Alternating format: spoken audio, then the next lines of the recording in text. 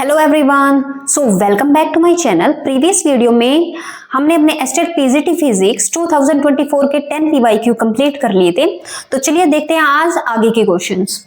तो इसमें देखो, अब हमारा वेरी फर्स्ट क्वेश्चन है, the current amplification factor for a common emitter arrangement is 59।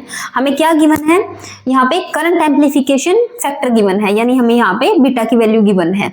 ठीक है, कितना है? 59। और हमसे क्या पूछा है? If emitter current is 5 milli ampere, emitter current कितना गिवन है? 5 milli ampere, then the value of IC is, collector current की वैल्यू हमसे पूछी है। तो ये अपना ट्रांजिस्टर से क्वेश्चन है। तो चलिए इसका सोल्यूशन देखते हैं हम। देखो हमें क्या गिवन है यहाँ पे? करंट एम्प्लीफिकेशन फैक्टर यानी बीटा की वैल्यू हमें गिवन है कितनी? 59। एंड हमें एमिटर करंट गिवन है IE 5 मिली एम्पियर, और हमसे क्या पूछा है? IC की वैल्यू पूछी है कलेक्टर करंट की। ठीक है, अब देखो हम इसे कैसे सोल्व करेंगे। हमें पता है कि जो बीटा होता है करंट एम्प्लीफिकेशन फैक्टर, वो क्या होता है हमारा कॉमन एमिटर कॉन्फ़िगरेशन में? IC by IB। तो यहां से अगर हम IC कैलकुलेट करें तो वो क्या आ जाएगा हमारा? Beta into IB। अब हमें बेस करंट चाहिए है। बेस करंट हम कैसे निकाल सकते हैं? बेस करंट देखो हमें पता है कि जो IE होता है एमिटर करंट, वो सम होता है किसका? बेस करंट का प्लस कलेक्टर करंट का।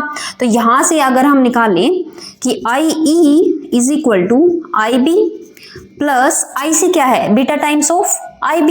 तो यहां से अपना हो जाएगा बीटा टाइम्स ऑफ IB। और बीटा हमारा कितना गिवन है? वैल्यू पुट करो 59।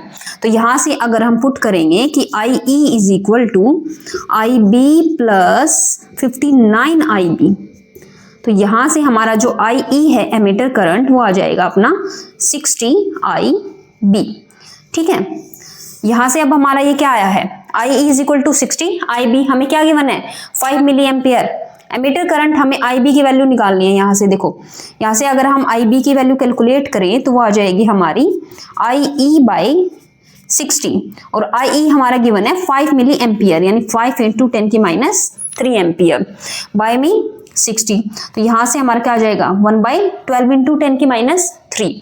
तो अब हमसे क्या पूछा है? Collector current. तो कलेक्टर करंट निकाल लेते हैं। IC is equal to beta times of IB। अब बीटा कितना है? 59 इंटू IB हमने कैलकुलेट किया है 1/12 इंटू 10 की माइनस 3 एम्पियर, यानी 1/12 इंटू 10 की माइनस 3 एम्पियर। अब 12 से इसको कट करो, कितना आ जाएगा हमारा IC? 12 4 जा 48 प्लस कितना आ जाएगा? 11 110, यानी कितना आ जाएगा? 4 12 9 जा 108 एंड 12 1 जा 20, एंड देन हमारा कितना आ जाएगा? 80 पे जाएगा, यानी 6 पे। तो 4.916 इंटू 10 की माइनस 3 एम्पियर। तो यहां से अगर हम इसको अप्रोक्सीमेट लिखें तो ये हमारा क्या आ जाएगा? 4.92 मिली एम्पियर। तो हमारा देखो कौन से ऑप्शन में है 4.92 मिली एम्पियर? Option A. तो यहां से हमारा ऑप्शन ए है, जो ऑप्शन ए करेक्ट हो जाता है इस क्वेश्चन के लिए। ठीक है, तो चलिए देखते हैं अपना नेक्स्ट क्वेश्चन। नेक्स्ट क्वेश्चन देखो, नेक्स्ट क्वेश्चन में क्या है हमारा? Which is not the property of EM wave. EM wave की कौन सी प्रॉपर्टी नहीं है? अब देखो ऑप्शन देखने से पहले बेसिकली हमें ये पता होना चाहिए कि EM वेव होती क्या है। ये अपना क्लास 12th का टॉपिक है, इलेक्ट्रोमैग्नेटिक वेव से।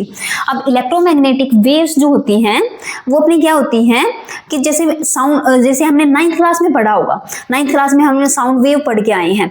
साउंड वेव क्या होती है? बेसिकली जैसे मैं बोल रही हूं, तो जो ये साउंड एनर्जी है यहाँ पे क्या प्रेजेंट है? पार्टिकल प्रेजेंट है, यानी एयर पार्टिकल्स प्रेजेंट होंगे, और जिस फ्रीक्वेंसी से ये जो अपने पार्टिकल हैं वो वाइब्रेट करेंगे, उसी फ्रीक्वेंसी से हमें क्या सुनाई देगी? साउंड सुनाई देती है। ठीक है, अब देखो यहाँ पे वेव का मतलब क्या है? ओसिलेशन। और यहाँ पे ओसिलेट कौन कर रहा है? वाइब्रेट कौन कर रहा है? जो ये मीडियम के पार्टिकल्स हैं वो क्या करेंगे? वाइब्रेट कर रहे हैं। तो लेकिन यहाँ पे जो इलेक्ट्रोमैग्नेटिक वेव्स में कि पहले क्या था कि जो हम सभी वेव्स को क्या करते थे? सेम ही मान के ट्रीट करते थे। जैसे अपनी क्या हो गई? इंफ्रारेड वेव्स हो गई। ठीक है, कौन कौन सी वेव होगी अपनी? इंफ्रारेड हो गई, या फिर हम मानते हैं कि जो हमारी लाइट वेव्स हो गई, ठीक है, लाइट वेव्स हो गई, रेडियो वेव्स हो गई, रेडियो वेव्स जो अपनी सिग्नल्स में यूज होती है, या फिर हम बोल सकते हैं कि अपनी ये जो मोबाइल फोन्स हैं उसमें यूज होती है रेडियो वेव्स, ठीक है, या हम बोलते हैं कि यूवी रेज हो गई, यूवी रेज जो सन से आती हैं अपनी, ये सभी वेव्स को पहले क्या करते थे, सेम ही ट्रीट करते थे, ठीक है। इनके अलावा हमारी हीट वेव्स हो गई, ठीक है, तो सभी वेव्स को क्या करते थे, सेम ही ट्रीट करते थे। लेकिन ईएम वेव की डिस्कवरी के बाद इन सभी वेव्स को कलेक्टिवली क्या मान लिया गया, अपना इलेक्ट्रोमैग्नेटिक वेव्स मान लिया गया, ठीक है। अब देखो यहाँ पे जो साउंड वेव थी, यहाँ पे तो क्या प्रेजेंट था, मीडियम प्रेजेंट था, और मीडियम के पार्टिकल क्या कर रहे थे, वाइब्रेट कर रहे थे, इसीलिए वो जो साउंड एनर्जी है, ठीक है, जैसे मैं बोल रही हूँ, तो जो साउंड एनर्जी है एक पर्सन से दूसरे पर्सन तक क्या दे रही है, सुनाई दे रही है। लेकिन जो जैसे अपनी यूवी रेज को लेते हैं हम, यूवी रेज देखो सन से आती हैं यूवी रेज, ठीक है। अब जैसे सन से आती है, अब सन तो हमारा क्या है, बहुत दूर है, ठीक है, तो क्या चीज है जो अपनी मतलब इन रेज में ऐसा क्या पार्टिकल प्रेजेंट है, या कौन सा पार्टिकल प्रेजेंट है जो वाइब्रेट कर रहा है, क्यों, क्योंकि सन तो बहुत दूर है, वहां पे क्या है, वैक्यूम प्रेजेंट है, कोई भी पार्टिकल प्रेजेंट नहीं है, तो वहां पे तो क्या है, कोई भी वाइब्रेट नहीं कर रहा। तो क्या चीज है जो इन यूवी रेज को सन से लेके हमारे तक पहुंचा रही है, तो वो क्या होती है, अपनी electric field and magnetic field. तो इन वेव्स में क्या माना गया कि इन सभी वेव्स में क्या होती है, पार्टिकल प्रेजेंट नहीं होता जहां पे, ठीक है, यहाँ पे इलेक्ट्रिक एंड मैग्नेटिक फील्ड यानी E and B, electric and magnetic field oscillate करते हैं, ठीक है। और ये कैसे ऑसिलेट करते हैं अपने इलेक्ट्रिक एंड मैग्नेटिक फील्ड, कि ये दोनों एक दूसरे की क्या करते हैं, परपेंडिकुलर ऑसिलेट करते हैं। कि अगर हम माने कि किसी भी वेव में दो कंपोनेंट होते हैं अपने, एक तो इलेक्ट्रिक फील्ड एंड एक मैग्नेटिक फील्ड, और दोनों एक दूसरे के क्या करेंगे, परपेंडिकुलर ऑसिलेट कर रहे हैं, और दोनों एक दूसरे के, अगर हम माने कि ये जो इलेक्ट्रिक फील्ड है ये अपना वाई डायरेक्शन में है एंड मैग्नेटिक फील्ड अगर हम माने जेड डायरेक्शन में है, तो जो अपनी वेव है वो प्रोपेगेट करेगी अपनी एक्स डायरेक्शन में। जैसे हम वेव प्रोपेगेशन वेक्टर को हम के से डिनोट कर देते हैं, तो ई बी एंड के तीनों क्या होते हैं, एक दूसरे के परपेंडिकुलर होते हैं। और स्पेशल क्या है इसमें बात, कि जो ये इलेक्ट्रिक फील्ड है एंड मैग्नेटिक फील्ड है, दोनों एक दूसरे के परपेंडिकुलर हैं, लेकिन दोनों क्या करती हैं, सेम फेज में ट्रेवल करती हैं, ठीक है। अगर इलेक्ट्रिक फील्ड अपना वाई डायरेक्शन में है एंड मैग्नेटिक फील्ड अपना जेड डायरेक्शन में है, तो दोनों किस डायरेक्शन में मूव कर रही होंगी, अपनी ये एक्स डायरेक्शन में, ठीक है, दोनों के कंपोनेंट। तो यहाँ पे इतना समझ आया कि ईएम वेव बेसिकली होती क्या है। ईएम वेव्स में क्या होता है अपना, जैसे कोई भी चार्ज पार्टिकल प्रेजेंट नहीं होता, ठीक है, कोई भी चार्ज पार्टिकल अगर प्रेजेंट नहीं है, तो यहाँ पे क्या होता है, अपना फोटोन की फोटोन एनर्जी कैरी करता है, और जो एनर्जी है अपनी उसमें फोटोन में electric field and magnetic field component जो होते हैं एक दूसरे के क्या होते हैं, परपेंडिकुलर होते हैं। अब देखो यहाँ पे मैंने बताया कि ई एंड बी क्या होते हैं, एक दूसरे के परपेंडिकुलर करते हैं और सेम फेज में ट्रेवल करते हैं। और सेकंड ऑप्शन में देखो यही गिवन है हमें कि in these wave the oscillating electric field and magnetic field are in same phase and perpendicular to each other. तो ये अपना क्या है, करेक्ट है। हमसे क्या पूछा है कि कौन सी प्रॉपर्टी नहीं है, तो ये अपना करेक्ट है, यहां से इतना समझ आ गया, ठीक है। अब देखो इसमें क्या है कि कोई भी पार्टिकल अब प्रेजेंट नहीं है। थर्ड ऑप्शन जैसे है इसमें क्या बोल रखा है हमें कि these wave can be deflected by electric and magnetic field. अब देखो यहाँ पे कोई भी अगर पार्टिकल प्रेजेंट नहीं है, यहाँ पे क्या होता है, फोटोन एनर्जी कैरी कर रहा है, और किसी भी अगर हम उसको वेव को इलेक्ट्रिक एंड मैग्नेटिक फील्ड में रखते हैं, तो अगर चार्ज पार्टिकल प्रेजेंट होता तो उस पर क्या लगता, इलेक्ट्रिक एंड मैग्नेटिक फोर्स लगता। लेकिन यहाँ पे क्या है, फोटोन है, तो फोटोन पे कोई भी इलेक्ट्रिक एंड मैग्नेटिक फोर्स नहीं लगेगा इलेक्ट्रिक और मैग्नेटिक फील्ड में रखने पर, तो वे डिफ्लेक्ट अपने नहीं करेंगे। तो यहाँ से ये जो प्रॉपर्टी है कि these wave can be deflected by electric and magnetic field, तो ये प्रॉपर्टी हमारी क्या हो जाती है, रॉन्ग। तो ये ऑप्शन हमारा क्या यहाँ से करेक्ट है। क्यों, क्योंकि हमसे पूछा कि कौन सी प्रॉपर्टी नहीं है, ठीक है। और जो बाकी दो ऑप्शन है, जैसे देखो these wave show interference and polarisation, कि ये वेव क्या कर रही है, इंटरफेरेंस एंड पोलराइजेशन शो कर रही है। तो ये भी अपना ट्रू है कि ये जो वेव्स होती हैं इलेक्ट्रोमैग्नेटिक वेव्स, वो interference and diffraction and polarisation show करती हैं। इंटरफेरेंस में भी जैसे हम पढ़ते थे, ऑप्टिक्स में पढ़ेंगे कि इंटरफेरेंस अपना दो टाइप का, कि कंस्ट्रक्टिव एंड डिस्ट्रक्टिव शो करती है, जिसमें क्रस्ट है वो क्रस्ट के ऊपर अगर फॉल करती है तो उसको हम कंस्ट्रक्टिव इंटरफेरेंस बोल देते हैं, एंड क्रस्ट ट्रफ पे फॉल कर रही है तो उसको हम डिस्ट्रक्टिव इंटरफेरेंस बोल देते हैं, ठीक है। और पोलराइजेशन में भी ये क्या करती है, EM वेव पोलराइजेशन शो करती हैं। अब पोलराइजेशन में क्या बताते थे हम कि जो इलेक्ट्रिक फील्ड वेक्टर है वो डायरेक्शन ऑफ प्रोपेगेशन की अपनी जो डायरेक्शन है अपनी कि उसके कंपैरिजन में ये कैसे ट्रेवल कर रही है, कि जैसे अगर इलेक्ट्रिक फील्ड जो है अपना वो अगर सेम फेज में ट्रेवल करता है, कि इलेक्ट्रिक फील्ड जो है अगर वो फिक्स प्लेन में ट्रेवल कर रहा है, ठीक है, तो वो जो होता था अपना लीनियर पोलराइजेशन होता था, लीनियर पोलराइजेशन होता था। और अगर अपना इलेक्ट्रिक फील्ड है वो क्या कर रहा है, सर्कल में मूव कर रहा है, ठीक है, सर्कल में मूव कर रहा है अपना जो इलेक्ट्रिक फील्ड है डायरेक्शन ऑफ प्रोपेगेशन के विद रिस्पेक्ट टू, तो वो जो होता था वो अपना सर्कुलर पोलराइजेशन होता था। एंड अगर हम लें कि जो इलेक्ट्रिक फील्ड है वो क्या करेगा, इन दोनों का कंबाइन, कि लीनियर और सर्कुलर का जो कंबाइन अगर लें कि लीनियर एंड सर्कुलर, तो यहां से अपना जो इलिप्टिकल पोलराइजेशन बनता था, ठीक है। तो पोलराइजेशन एक अलग से टॉपिक है पूरा अपना, हम पोलराइजेशन वाले चैप्टर में इसको पढ़ेंगे, ठीक है। तो यहाँ से इतना समझ आया कि कैसे कैसे ये पोलराइजेशन की 3 टाइप का पोलराइजेशन शो कर सकता है, लीनियर भी, सर्कुलर भी एंड इलिप्टिकल भी, ठीक है। तो यहाँ से अपना क्या हो गया, ये वेव्स तो क्या है, ये अपना फर्स्ट ऑप्शन क्या है, ट्रू है, ठीक है। फोर्थ ऑप्शन देखो, फोर्थ वेव में क्या बोल रहा है, these wave are produced by accelerating charges. तो ये जो वेव्स हैं ये अपनी क्या कर रही हैं, इसमें इलेक्ट्रिक और मैग्नेटिक फील्ड क्या कर रहे हैं, अपनी ओसिलेट कर रहे हैं। तो electric field and magnetic field oscillate कर रहे हैं, यानी ये जो वेव्स हैं ये अपनी क्या होती हैं, एक्सेलरेटिंग चार्ज के द्वारा प्रोड्यूस की जाती है। तो ये ऑप्शन भी करेक्ट है। हमारा कौन सा ऑप्शन करेक्ट नहीं है, हमारा थर्ड ऑप्शन, कि these wave can be deflected by electric and magnetic field, ठीक है। तो यहां तक है ये अपना क्वेश्चन। नेक्स्ट क्वेश्चन में देखो क्या गिवन है कि a positronium atom is a system that consist of a positron and an electron. कि पॉजिट्रोनियम एटम होता है अपना जिसमें एक इलेक्ट्रॉन होता है एंड एक पॉजिट्रॉन होता है, जिसको हम E+ से डिनोट करते हैं। That orbit each other, the wavelength of spectral line in positronium are n times the wavelength of corresponding lines in H atom, then the value of n is। तो देखो यहाँ पे अब हमें क्या गिवन है कि जो वेवलेंथ है अपनी पॉजिट्रोनियम एटम की वो क्या होती है, n टाइम्स है अपनी H एटम की वेवलेंथ के, यानी जो लैम्डा p है, अगर मैं लैम्डा p से डिनोट करूं wavelength of the positronium atom, वो क्या गिवन है हमें कि n times of wavelength of hydrogen atom, ये हमें गिवन है, ठीक है। हमसे क्या पूछा है, the value of n is, n की वैल्यू हमसे पूछी है। तो देखो इसको कैसे कैलकुलेट करोगे, ये अपना डायरेक्ट फॉर्मूला बेस्ड क्वेश्चन है। इसको हम कैसे कर सकते हैं कि हमें पता है कि जो पॉजिट्रोनियम एटम की जो एनर्जी होती है, एनर्जी ऑफ पॉजिट्रोनियम एटम, ठीक है, वो होती है अपनी -13.6/2n², ठीक है। और जबकि जो हमारी एनर्जी जो होती है, एनर्जी ऑफ हाइड्रोजन एटम,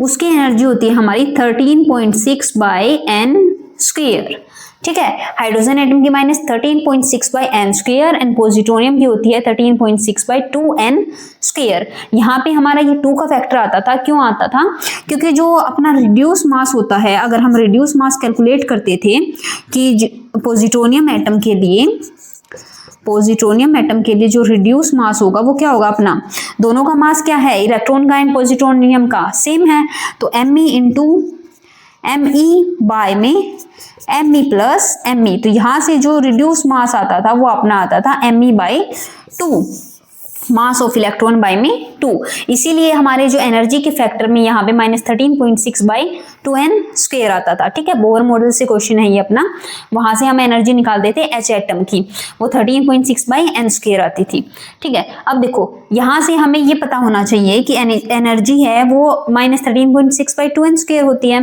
तो यहाँ से अगर हम कैलकुलेट करें कि जो एनर्जी है उसको हम कैसे लिख सकते हैं, as energy is equal to hc/λ। तो यहाँ से अगर मैं इसको लिखूं कि 1/λ, lambda of positronium atom, lambda p से अगर डिनोट करूं तो वो क्या हो जाएगी अपनी -13.6/2n² H सी, ठीक है। और अगर मैं हाइड्रोजन एटम की वेवलेंथ ऐसे ही कैलकुलेट करूं तो क्या आ जाएगी 1/λ H hydrogen atom is equal to -13.6 by n square HC, ठीक है। अब हम अगर इन दोनों को अगर हम डिवाइड कर देते हैं, ठीक है, दोनों को डिवाइड करो कि 1/λP बाई में 1/λH, तो यहां से अपना आ जाएगा λH by λP is equal to 1/2, ठीक है। यहां से हमें क्या किया है 1/λP डिवाइड में 1/λH, ठीक है। अब यहां से इक्वल आ गया 1/2 के, तो यहां से अगर हम लैम्डा ऑफ P कैलकुलेट करें यानी पॉजिट्रोनियम एटम की वेवलेंथ, वो हमारी क्या हो जाएगी 2 times of λH, 2 times of wavelength of hydrogen. तो यहां से अपना जो n की वैल्यू है अगर हम कंपेयर करें इससे, तो n की वैल्यू अपनी कितनी आ जाएगी 2। तो यहां से अगर कंपैरिजन करें तो n की वैल्यू हो गई हमारी 2, यानी कौन सा ऑप्शन हो गया यहाँ पे ऑप्शन 1। ऑप्शन 1 यहाँ पे हमारा क्या है करेक्ट आंसर। तो चलिए नेक्स्ट क्वेश्चन देखते हैं अपना। नेक्स्ट क्वेश्चन में देखो क्या गिवन है, an aeroplane is flying horizontal with A velocity of 600 kilometre per hour at a height of 1960 meter, and when it is vertically above the point P on the ground, a body is dropped from it, then it hits the ground at point Q। हमें क्या निकालनी है distance PQ। तो देखो इस question में ये क्या बात कर रहे हैं हमसे कि जो एक एरोप्लेन है वो अपना कितनी वेलोसिटी से 600 किलोमीटर पर आवर की वेलोसिटी से क्या कर रहा है फ्लाई कर रहा है। तो मैंने मान लिया कि एरोप्लेन है ये हॉरिजॉन्टल एरोप्लेन हॉरिजॉन्टल फ्लाई कर रहा है कि इस डायरेक्शन में 600 किलोमीटर पर आवर के स्पीड से, ठीक है। और क्या बोल रहे हैं ये कि ये कितनी हाइट पे है 1960 मीटर हाइट पे है। तो ये मैंने मान लिया ये कितनी हाइट पे है 1960 मीटर हाइट पे है, ठीक है। ये हमारा क्या है एरोप्लेन। अब क्या बोल रहे हैं कि when it is vertically above the point P, जब ये वर्टिकली अबोव होता है, ये हमने पॉइंट P अगर मैं मानूं कि ये जब पॉइंट P के ऊपर होता है तो यहाँ से हम एक बॉडी ड्रॉप कर रहे हैं कि यहाँ से मैंने एक बॉडी ड्रॉप की, वो बॉडी जो है अपनी Q पॉइंट पे जाके ग्राउंड पे हिट की है, ठीक है। तो हमें क्या निकालना है, ये जो डिस्टेंस है PQ ये हमें कैलकुलेट करनी है, ठीक है, ये डिस्टेंस। तो देखो इसको कैसे कर सकते हैं, इसमें हमें सबसे पहले वेलोसिटी जो है उसको कन्वर्ट कर लेते हैं मीटर पर सेकंड में। वेलोसिटी हमें कितनी गिवन है 600 किलोमीटर पर आवर। तो इसको मीटर पर सेकंड में कैलकुलेट करने के लिए हम क्या करते हैं 5/18 से मल्टीप्लाई। अब यहाँ से अगर कैलकुलेट करो क्या आ जाएगा अपना 6 3 जा 18 एंड 6 इंटू 100 पे, यानी 500/3 मीटर पर सेकेंड, ठीक है। अब हम क्या करेंगे यहाँ से अगर हम टाइम कैलकुलेट करें कि कितना टाइम लगा, तो यहाँ से t इज इक्वल टू होता है हमारा 2s/a। अब ये फॉर्मूला अपना आया कहाँ से है इक्वेशन ऑफ मोशन से, ठीक है। ये अगर हम इक्वेशन ऑफ मोशन का यूज करें जैसे v² minus u² is equal to 2as, initially क्या है u इक्वल टू 0 है, तो यहाँ से अपना v² आ जाएगा 2as के इक्वल, ठीक है। और अब सेकेंड इक्वेशन ऑफ मोशन अगर हम यूज करें कि v is equal to u plus at, तो यहाँ से u तो 0 है ही, तो v इज इक्वल टू आ गया a इंटू t। तो यहाँ से अगर टाइम कैलकुलेट करते हैं हम तो वो आता है हमारा v/a, एंड v की वैल्यू पुट कर दो यहाँ से कि √2as/a। तो यहाँ से हमारा जो टाइम का फॉर्मूला है वो आ जाता है √2s/a। तो यहाँ से मैंने ये फॉर्मूला यूज किया है, ठीक है। तो यहाँ से अगर मैं टाइम कैलकुलेट करती हूँ t is equal to 2s/a। s क्या है डिस्प्लेसमेंट, ठीक है। कितना डिस्प्लेसमेंट कितना हाइट पे है ये 1960 मीटर हाइट पे, तो √2 इंटू 1960 बाई में a क्या आएगा अपना g, a equal to g है यहाँ पे यानी 9.8। तो यहाँ से अगर हम कैलकुलेट करें 2 इंटू 1960 बाई में 9.8 इंटू 9.8 को ऊपर 10 ले जाएं, ठीक है। यहाँ से इसको कट करो कितने पे जाएगा अपना 98 2 जा 2 इंटू 0, तो कितना आ गया 20 इंटू 20, यानी टाइम की वैल्यू आ गई √40 यानी 20 सेकेंड, ठीक है। 20 सेकेंड कि इतने टाइम में क्या है ये बॉडी अपनी नीचे आ रही है इस क्यू पॉइंट पे। ठीक है, अब हमें क्या कैलकुलेट करना था, हमें तो ये डिस्टेंस पी क्यू कैलकुलेट करनी थी। तो डिस्टेंस कैलकुलेट करने के लिए अगर मैं पी क्यू कैलकुलेट करूं तो पी क्यू क्या हो जाएगा, वी इंटू टी। तो यहां से अगर मैं वी इंटू टी कैलकुलेट करूं, वी कितनी है 500/3, 500/3 इंटू टाइम, टाइम कितना है 20 सेकेंड। तो यहाँ से अगर हम कैलकुलेट करें तो ये अपना क्या आ जाएगा 5 2 10, 0 0 0/3। तो यहाँ से अपना अगर हम इसे कैलकुलेट करें तो क्या आ जाएगा अपना 3 3 3 9, 1 0 3 3 9, फिर 3 3 9। ठीक है, एंड पॉइंट पे कितना आ जाएगा अपना 3333.3 इस टाइप से। ठीक है, और अब अगर हमें इसको किस में गिवन है, ऑप्शंस किलोमीटर में गिवन है, ये अपना किस में आया है मीटर में। तो किलोमीटर में अगर हम इसको निकालेंगे तो क्या आ जाएगा, पॉइंट शिफ्ट कर जाएगा, यहाँ से हमारी वैल्यू आ जाएगी 3.33 किलोमीटर। ठीक है, तो यहाँ से ऑप्शन जो सी है हमारा 3.33 किलोमीटर ये करेक्ट हो जाता है। ठीक है, नेक्स्ट क्वेश्चन में देखो क्या गिवन है, in uniform electric field and electric dipole experience no net force या फिर नॉन जीरो टॉर्क। तो यहाँ पे हमें ऑप्शन गिवन है कि ओनली ए ट्रू है या बी ट्रू है या दोनों ट्रू है या फिर इनमें से कोई भी ट्रू नहीं है। ठीक है, तो देखो ये हमारा इलेक्ट्रोस्टैट से क्लास 12 से क्वेश्चन है फर्स्ट यूनिट का। उसमें क्या है, अगर हम कोई डाइपोल है अगर, ठीक है, अगर मैं मानूं कि जो इलेक्ट्रिक फील्ड है अपनी, इलेक्ट्रिक फील्ड अगर मैं ड्रॉ करूं कि ये अपनी इलेक्ट्रिक फील्ड लाइंस हैं, अगर हम इस इलेक्ट्रिक फील्ड में एक डाइपोल को रख रहे हैं कि मैंने ये माना कि एक डाइपोल है -q charge and +q charge. Dipole क्या होता है, टू अपोजिट चार्ज होते हैं हमारे जो सेपरेट होते हैं सम डिस्टेंस, कुछ डिस्टेंस से, उसको हम क्या बोलते हैं, एक डाइपोल। तो जब मैं इस डाइपोल को इलेक्ट्रिक फील्ड में रखती हूँ, ठीक है, तो इस पे क्या होता है, एक इलेक्ट्रिक फोर्स एक्सर्ट होता है एंड नेगेटिव चार्ज होता है, तो वो अपना क्या होता है, फील्ड की अपोजिट डायरेक्शन में फोर्स एक्सर्ट होता है, यानी यहाँ पे Q इंटू ई, एंड यहाँ पे +q चार्ज है वो फील्ड की डायरेक्शन में फोर्स एक्सर्ट होता है। तो +q चार्ज में फील्ड की डायरेक्शन में फोर्स एक्सर्ट हुआ Q इंटू ई।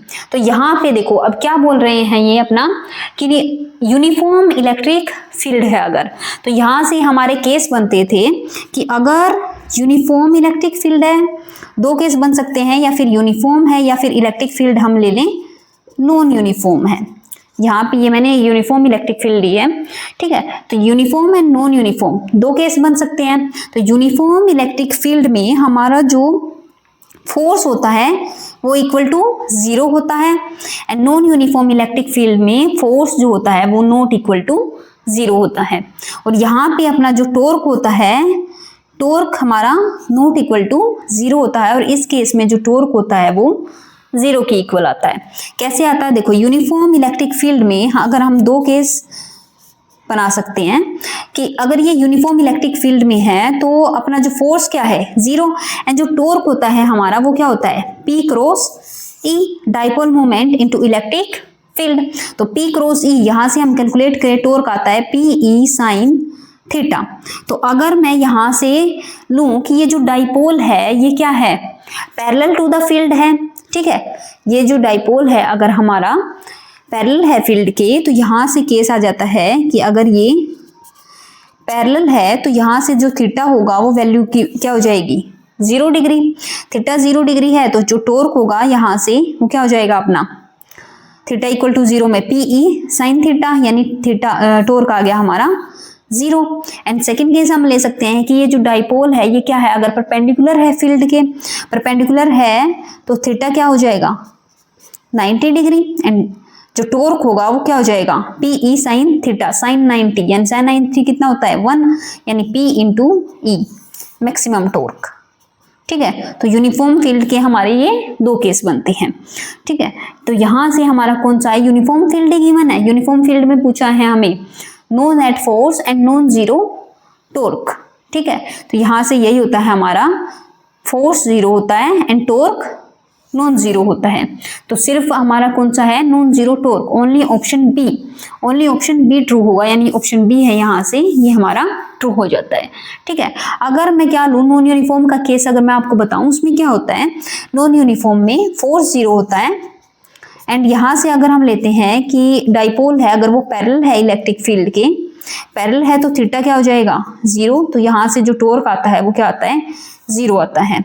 और जो परपेंडिकुलर होता है अगर इलेक्ट्रिक फील्ड की, ठीक है, तो उस परपेंडिकुलर ले, या फिर हम ऐसे लेते हैं कि एंटी पैरेलल, नॉन यूनिफॉर्म है ना, अब नॉन यूनिफॉर्म में तो एंटी पैरेलल होगा, एंटी पैरेलल है अगर फील्ड के, तो यहाँ से जो थीटा है वो क्या आ जाएगा, 180 डिग्री। तो यहाँ से जो टॉर्क आता है 180 साइन 180 कितना होगा, जीरो। तो दोनों ही केस में टॉर्क क्या आता है, जीरो आता है, तो इसीलिए क्या है, टॉर्क जीरो। यहाँ पे क्या आता है, torque not equal to zero. ठीक है, तो चलिए नेक्स्ट क्वेश्चन देखते हैं अपना। अब नेक्स्ट क्वेश्चन में देखो क्या गिवन है, out of the following which is irreversible. तो फर्स्ट है हमारा रस्टिंग ऑफ आयरन, हमसे इरिवर्सिबल पूछा है, यहाँ पे 3 ऑप्शन गिवन है हमें, तो 1 बाय 1 चलो चेक करते हैं इन सबको। रस्टिंग ऑफ आयरन, इसमें क्या होता है, अगर हमारा जो आयरन है वो एयर के एंड मॉइस्चर के कॉन्टेक्ट में आता है, यानी O2 प्लस वाटर, एयर और मॉइस्चर के कॉन्टेक्ट में आता है, तो क्या होता है, वो उसकी रस्टिंग होती है। ठीक है, तो उसमें क्या प्रोडक्ट बनता है हमारा, Fe2O3 NH2। ठीक है, तो यहाँ पे क्या होता है, अपना जो ये रस्टिंग है वो इरिवर्सिबल प्रोसेस होता है, तो फर्स्ट क्या है हमारा, करेक्ट है। ठीक है, सेकंड देखो, सेकंड में क्या है, डीके ऑफ ऑर्गेनिक मैटर। अब डीके ऑफ ऑर्गेनिक मैटर, कोई भी ऑर्गेनिक मैटर है तो वो अगर डीके कर रहा है, ठीक है, तो वो डिकम्पोज होके हमारा क्या करेगा, छोटे छोटे पार्टिकल्स जो है फाइन पार्टिकल में कन्वर्ट हो जाएगा, तो वापस से उसको उसी स्टेट में लाना पॉसिबल नहीं है, तो ये भी क्या है हमारा इरिवर्सिबल प्रोसेस है। थर्ड देखो, थर्ड में क्या है, mixing of 2 different substance like water and alcohol. अब देखो यहाँ पे 2 अलग अलग सब्सटेंस को मिक्स कर रहे हैं, वाटर एंड अल्कोहल को, तो दोनों के क्या है, अलग अलग बॉइलिंग पॉइंट है, और दोनों के अगर अलग अलग बॉइलिंग पॉइंट है तो हम इसको क्या कर सकते हैं, सेपरेट कर सकते हैं, वापस उसी स्टेट में ला सकते हैं, तो इसीलिए ये क्या है अपना रिवर्सिबल प्रोसेस है। ठीक है, जैसे यहाँ पे देखो वाटर एंड अल्कोहल दोनों का बॉइलिंग पॉइंट अलग अलग है, तो अल्कोहल जो होता है, अल्कोहल का लो बॉइलिंग पॉइंट है एज कंपेयर टू वाटर। ठीक है, लो बॉइलिंग पॉइंट है, तो हम इसको क्या करेंगे, डिस्टिलेशन प्रोसेस से, ठीक है, इसको क्या करेंगे, डिस्टिलेशन प्रोसेस से सेपरेट कर सकते हैं, वापस उसी स्टेट में ला सकते हैं, इसीलिए ये क्या है अपना रिवर्सिबल प्रोसेस है। ठीक है, डिस्टिलेशन प्रोसेस में क्या करते हैं, जैसे दोनों का बॉइलिंग पॉइंट अलग अलग है, तो क्या करेंगे, हीट करेंगे, हम हीट करेंगे उसको सॉल्यूशन को अपने, तो क्या होगा, अल्कोहल का लो बॉइलिंग पॉइंट है तो वो पहले क्या हो जाएगा, इवेपोरेट हो जाएगा, देन उस वेपर्स को क्या करेंगे, कंडेंस करेंगे, कंडेंस करके हम दोबारा उसको क्या कर लेंगे, सेपरेट कलेक्ट कर लेंगे, तो वापस से हम उसको उसी स्टेट में ला सकते हैं। तो यहाँ से हमारा क्या है, ये रिवर्सिबल प्रोसेस। हमसे क्या पूछा है, इरिवर्सिबल, तो इरिवर्सिबल में हमारा option A and option B ये दोनों क्या हो जाएंगे, करेक्ट हो जाएंगे, क्योंकि हम इनको वापस उसी स्टेट में नहीं ला सकते। ठीक है, यहाँ पे देखो option A and option B, कौन सा ऑप्शन करेक्ट हो जाएगा हमारा, ऑप्शन फर्स्ट की ओनली ए एंड बी, ये हमारा क्या है यहाँ पे करेक्ट आंसर। ठीक है, क्वेश्चन देखते हैं। नेक्स्ट क्वेश्चन में देखो क्या गिवन है हमें, विच of the following statement is incorrect. तो यहाँ से देखो यहाँ पे हमें सिग्निफिकेंट फिगर से क्वेश्चन पूछा है, तो देखो ये हमारा क्लास 11th का फर्स्ट यूनिट से है, यूनिट एंड डायमेंशन वाली से, वहां से अब की बार 2024 के पेपर में 3 क्वेश्चन आए हैं। ठीक है, तो ये यूनिट से हमेशा क्वेश्चन आते हैं, अब की बार 3 आए हैं हमारे, कौन कौन से, एक तो अपना ये सिग्निफिकेंट फिगर वाला हो गया, एक अपना जो अपना टाइम एंड डिस्टेंस एरर वाला आया है सिंपल पेंडुलम का। ठीक है, एक एरर से क्वेश्चन आया है, एक सिग्निफिकेंट फिगर से, एंड एक डायमेंशन से क्वेश्चन आया है। ठीक है, 3 क्वेश्चन अपने आए हैं यहाँ पे, एक तो सिग्निफिकेंट फिगर एंड एक अपना डायमेंशन से और एक अपना एरर से। ठीक है, यूनिट फर्स्ट से 11th से फर्स्ट यूनिट, तो ये यूनिट बहुत इंपॉर्टेंट है, हर बार क्वेश्चन पूछा जाता है इससे। तो चलिए इसका सॉल्यूशन देखते हैं। अब हम सॉल्यूशन में देखो फर्स्ट में क्या है हमारा 0.005704, इसमें कितने सिग्निफिकेंट फिगर हैं, 4 हैं। तो यहाँ से हमें देखो, हमें पता है रूल क्या है कि विद डेसिमल, अगर डेसिमल होता है तो विद डेसिमल जो अपने लेफ्ट साइड 0 हैं वो क्या होती हैं, सिग्निफिकेंट फिगर नहीं होती। With decimal left side zeros are not significant, are not significant. तो यहां से क्या है, left side zeros not significant, तो सिग्निफिकेंट फिगर कौन से हो गए, 5704 यानी 4 सिग्निफिकेंट फिगर्स हो गए। ये ऑप्शन क्या है, करेक्ट है। सेकंड देखो 3210, यहाँ पे देखो 3210, अब क्या है ये विदाउट डेसिमल, तो रूल हमारा क्या होता है कि विदाउट डेसिमल राइट साइड की जो जीरो होती हैं, right side zeros are not significant, significant figure नहीं होती। ठीक है, तो यहाँ पे 321 ये हमारे सिग्निफिकेंट बन जाएंगे, तो 321 ये अपने क्या है 3 सिग्निफिकेंट फिगर है यहाँ पे।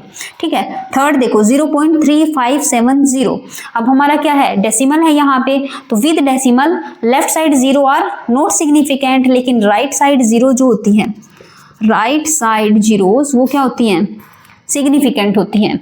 यानी 0.3570 यहाँ पे 3570, तो यहाँ पे हमारे क्या है 4 सिग्निफिकेंट फिगर्स हैं, यानी ये ऑप्शन क्या हो जाता है हमारा इनकरेक्ट। ठीक है, और फोर्थ ऑप्शन चेक करो, इन 0.006900, यहाँ पे क्या है डेसिमल है।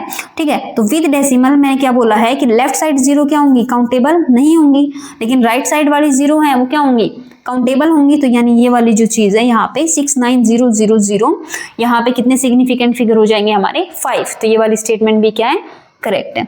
तो हमसे यहाँ पे इनकरेक्ट पूछा था, तो इनकरेक्ट के लिए हमारा जो ऑप्शन सी है ये क्या हो जाता है हमारा करेक्ट ऑप्शन। ठीक, तो चलिए नेक्स्ट क्वेश्चन देखो। नेक्स्ट क्वेश्चन में देखो क्या गिवन है हमें कि विच of the following physical quantity does not have a unit. तो देखो ये अब क्लास 11 से ही क्वेश्चन है हमारा, फर्स्ट यूनिट से, यूनिट एंड डायमेंशन वाली से, उससे हर बार क्वेश्चन पूछे जाते हैं। तो अब की बार हमारी ये 3-4 क्वेश्चन आए हैं यूनिट एंड डायमेंशन से ही। ठीक है, फर्स्ट यूनिट से। अब देखो इसमें ऑप्शन देखो, फर्स्ट ऑप्शन क्या है कि स्पेसिफिक ग्रेविटी। अब स्पेसिफिक ग्रेविटी क्या होती है, हमने रिलेटिव डेंसिटी पढ़ा होगा, उसी को हम क्या बोलते हैं स्पेसिफिक ग्रेविटी भी बोल देते हैं। तो वो क्या होती है स्पेसिफिक ग्रेविटी हमारी कि डेंसिटी ऑफ सब्सटेंस बाय में डेंसिटी ऑफ वाटर। ठीक है, तो यहाँ पे जो हमारी स्पेसिफिक ग्रेविटी होती है ये इसकी ही हमारी कोई भी यूनिट नहीं होती, ये हमारी क्या होती है यूनिटलेस। तो ऑप्शन ए है जो हमारा, ऑप्शन ए ही यहाँ से क्या हो जाता है हमारा करेक्ट आंसर। तो चलिए और ऑप्शन भी अगर हम चेक करें तो उसमें हमारा देखो रिडबर्ग कांस्टेंट है। रिडबर्ग कांस्टेंट सभी को पता होगा, आर से हम उसको डिनोट करते हैं एंड उसकी जो यूनिट होती है क्या होती है अपनी मीटर इनवर्स होती है। ठीक है, थर्ड ऑप्शन में देखो प्रेशर ग्रेडियंट। प्रेशर ग्रेडियंट क्या होता है हमारा, प्रेशर अगर डिस्टेंस के साथ चेंज हो रहा हो, यानी प्रेशर ग्रेडियंट को अगर हम डिफाइन करें तो वो होता है अपना प्रेशर चेंज हो रहा है विद रिस्पेक्ट टू डिस्टेंस। तो यहाँ से अगर हम इसकी यूनिट निकालें तो इसकी यूनिट क्या हो जाती है प्रेशर की न्यूटन पर मीटर स्क्वायर एंड क्या है अपनी डिस्टेंस की मीटर।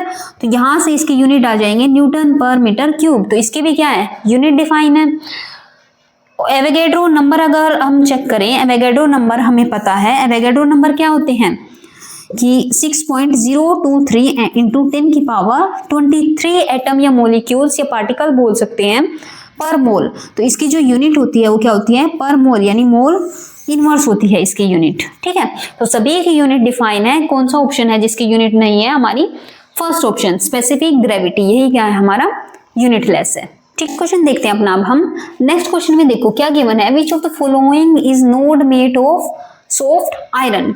सॉफ्ट आयरन का कौन सा बना नहीं होता। तो यहाँ पे हमें ऑप्शन दिए गए हैं, option A electromagnet, core of dynamo, core of transformer and magnet of loud speaker.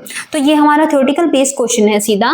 ठीक है, तो इसमें जो हमारे जो इलेक्ट्रोमैग्नेट होती हैं या फिर core of transformer and dynamo जो होता है, सभी में क्या करते हैं हम सॉफ्ट आयरन यूज करते हैं। ठीक है, क्यों, क्योंकि अपना जो सॉफ्ट आयरन जो होता है वो इजिली मैग्नेटाइज और डीमैग्नेटाइज होता है। ठीक है, इजिली मैग्नेटाइज और डीमैग्नेटाइज हो सकता है, इसीलिए क्या करते हैं इनको इन डिवाइसेज में यूज करते हैं ताकि जो मैक्सिमम मैग्नेटिक एनर्जी है वो ट्रांसफर हो सके और एनर्जी लॉसेस कम हो। लेकिन जो ये अपना जो magnet of the loud speaker है, लाउड स्पीकर में जो है अपना परमानेंट मैग्नेट यूज करते हैं, सॉफ्ट आयरन यूज नहीं करते। ठीक है, परमानेंट मैग्नेट जैसे अपनी फेराइट हो गई, नियोडियम हो गई, तो ठीक है लाउड स्पीकर में इसमें क्या यूज करते हैं परमानेंट मैग्नेट। तो ऑप्शन डी है यहाँ पे, ऑप्शन डी ही करेक्ट हो जाता है हमारा डायरेक्ट ठीक है। नेक्स्ट क्वेश्चन देखो, which of the following pairs has same isospin and strangeness value.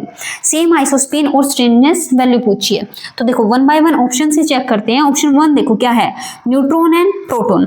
अब देखो आइसोस्पिन, आइसोस्पिन क्या होते हैं कि कोई भी अपनी जो मल्टीपलिसिटी अगर मैं डिनोट करूं कि मल्टीपलिसिटी के कितने मेंबर्स हैं हमारे उस फैमिली में, ठीक है, उसको हम मल्टीपलिसिटी से डिनोट करते हैं, एलिमेंट्री पार्टिकल से। ये अपना एमएससी से क्वेश्चन है, ठीक है। तो यहाँ पे जो मल्टीपलिसिटी को हम डिनोट करते थे 2i+1 से, यहाँ पे i क्या है, आइसोस्पिन, एंड m है अपना मल्टीपलिसिटी कि कितने पार्टिकल्स है। जैसे इलेक्ट्रॉन्स हो गए अपने, जैसे लेप्टॉन्स लेते थे, लेप्टॉन्स में इलेक्ट्रॉन है अपने, इलेक्ट्रॉन, म्यून एंड टाउन, 3 पार्टिकल हैं, तो वहां पे मल्टीपलिसिटी क्या हो जाएगी, 3 हो जाएगी, ठीक है। यहाँ पे न्यूट्रॉन और प्रोटॉन जो न्यूक्लियॉन्स होते हैं वो 2 होते हैं हमारे।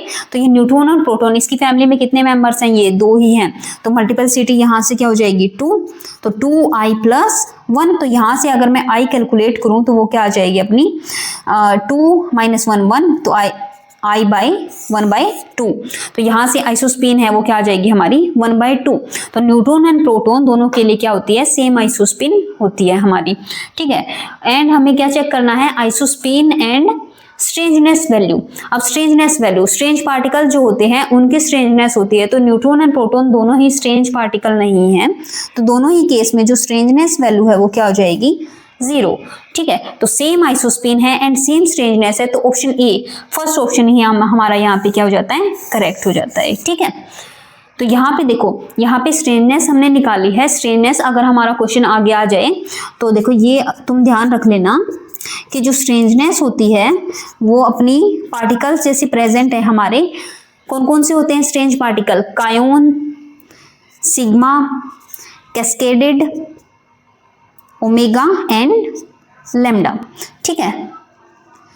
तो ये जो पार्टिकल्स होते हैं अपने कायोन, और इनकी स्ट्रेंजनेस जो होती है कायोन्स की होती है +1, सिग्मा की होती है फिर -1, इसकी -2 एंड इसकी -3 एंड लैम्डा की होती है अपनी -1। तो ये तुम स्ट्रेंजनेस याद रख सकते हो कि अगर फर्दर क्वेश्चन आ जाए हमारा, ये अपने स्ट्रेंज पार्टिकल्स हैं जिनकी क्या होती है, स्ट्रेंजनेस वैल्यू होती है, ठीक है। तो चलिए आज हमने अपने 10 क्वेश्चन नेक्स्ट 11 to 20 कंप्लीट कर लिए हैं। नेक्स्ट क्वेश्चन के लिए मिलते हैं नेक्स्ट वीडियो में। तब तक के लिए अगर आपको वीडियो पसंद आए तो अपने फ्रेंड्स के साथ इसको शेयर कीजिए। And thank you everyone.